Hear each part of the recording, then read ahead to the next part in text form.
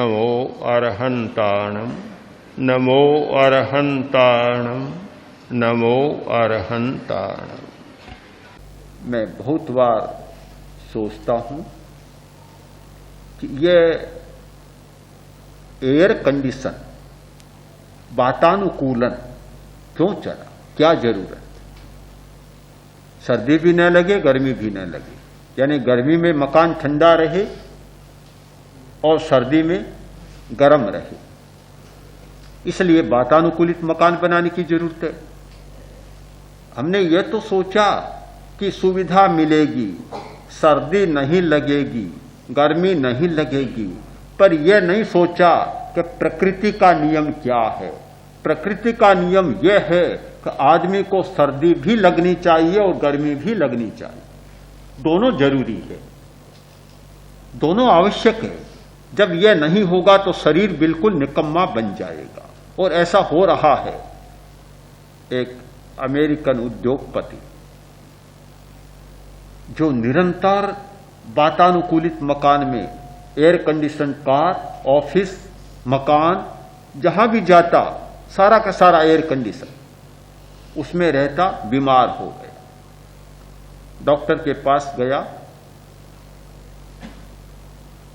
ठीक नहीं हुआ।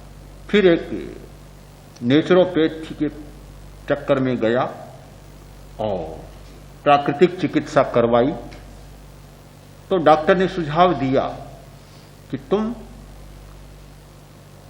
3 घंटा गर्म पानी के टब में नहाओ तो तुम्हारी बीमारी ठीक हो। उसने वैसा शुरू किया, गर्म स्नान लेना शुरू किया तो बड़ा स्वस्थ अनुभव करने लगा। करते करते उसके मन में एक विकल्प आया, एक विचार आया, ये तो बड़ी मूर्खता की बात है कि 3 घंटा तो गर्म पानी के टब में नहाता हूं और पूरे दिन भर वातानुकूलन में रहता हूं, बड़ी मूर्खता है ये तो। उसने सारा वातानुकूलन समाप्त कर दिया, जितने एयर कंडीशन थे, मोटर, कार, मकान, ऑफिस, सब से उठा दिया। फिर टब में बैठने की जरूरत भी समाप्त हो, शरीर प्रकृति में आ गया। हमारे लिए सारे आवश्यक होते हैं। आज के मकान बनते हैं, हम लोग जाते हैं मकान में, न खिड़की, न धूप, अंधेरा। प्रकाश कहां से होगा कि बिजली के द्वारा। हवा कहां से आएगी? पंखे के द्वारा, या कूलर और एयर कंडीशन चले। बड़ी विचित्र बात लगती है कि धूप हमारे लिए वरदान, उस धूप को भी हमने निषिद्ध कर दिया कि तुम्हारा प्रवेश भी निषिद्ध है। हवा हमारे लिए वरदान, हवा को भी हमने निषिद्ध कर दिया, भी हवा भी भीतर, प्राकृतिक हवा भी भीतर नहीं आ सकती, न धूप आ सकती, न हवा आ सकती। सारे कृत्रिम साधनों का प्रयोग किया। इसका मतलब कि शरीर ही नहीं बिगड़ा, साथ साथ मनोदशा भी बिगड़ गई, मूड भी बिगड़ने लगा। मैं देखता हूं आज जो ये मूड की समस्या है, पति का मूड पत्नी के प्रति अच्छा नहीं, पत्नी का पति के प्रति अच्छा नहीं, बच्चों के प्रति मूड अच्छा नहीं है, और बच्चे का अपने पप्पा के प्रति भी मूड अच्छा नहीं। ये क्या हो गया? इसलिए हो गया कि जो प्राकृतिक जीवन था, जो हमारी सहिष्णुता थी, सहन करने की शक्ति थी, वह सहन करने की शक्ति ही समाप्त होती जा रही। हमारी सहिष्णुता बढ़े। आप आसन का प्रयोग करते, प्रेक्षा ध्यान में आसन का प्रयोग भी चलता है, प्राणायाम का प्रयोग भी चलता है। ध्यान के लिए क्या जरूरत है? बहुत जरूरत है। ध्यान चले और आसन प्राणायाम न चले तो ध्यान के द्वारा मानसिक एकाग्रता तो बढ़ेगी, किंतु जब तक सहन करने की शक्ति शरीर की नहीं बढ़ेगी तब तक ध्यान भी नहीं हो पाएगा।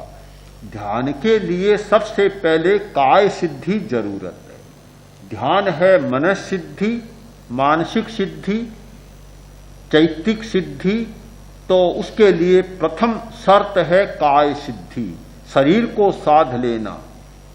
शरीर नहीं सकता, लोगों की शिकायत है कि ध्यान करते हैं, थोड़ी देर बाद घुटनों में, पिंडलियों में दर्द हो जाता है, टिका नहीं जाता तो ध्यान भी टूट जाता है। ध्यान क्यों टूटता है? ध्यान इसलिए टूटता है कि आपकी काय सिद्धि नहीं है।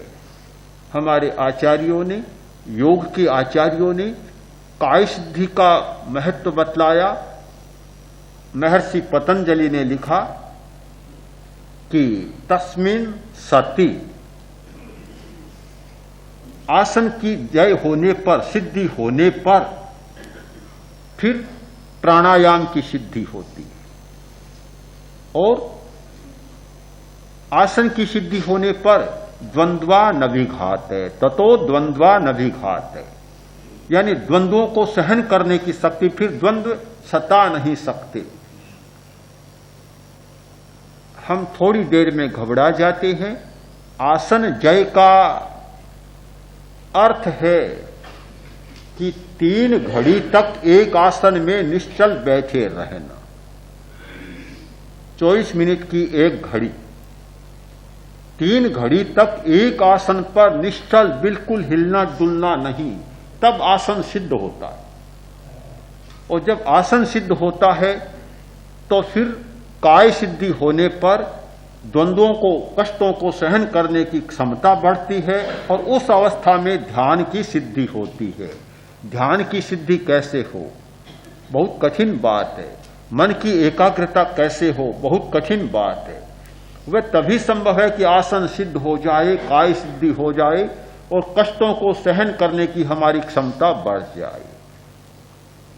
इस सारी स्थिति के लिए, अपनी मानसिक दशा को ठीक रखने के लिए, दिन में 50 बार न बिगड़े, बार बार कभी क्रोध, कभी हर्ष, कभी शोक, कभी चिंता, ये मनोदशाएं न बदले, उसके लिए मस्तिष्क के दोनों गोलार्धों का संतुलन जरूरी है।